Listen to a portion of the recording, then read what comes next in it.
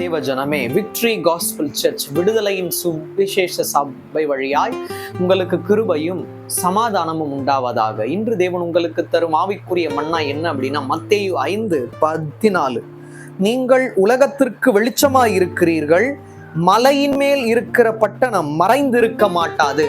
நாம் உலகத்திற்கு வெளிச்சமாக இருக்கிறோம். அது எப்படி எனில், தேவனுக்குள்ள நாம் மறைந்திருக்கிறோம்.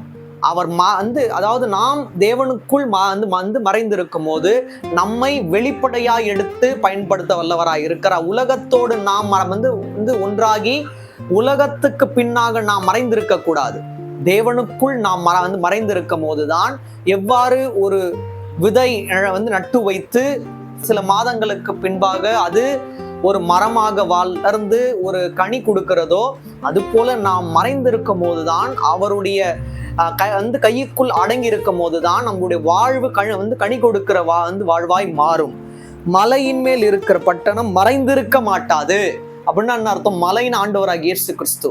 மலையின் மேல் இருக்கிற பட்டணமாக நாம் இருந்தால் ஒரு நாளும் தேவன் நம்மை மறைத்து வைக்க மாட்டார்.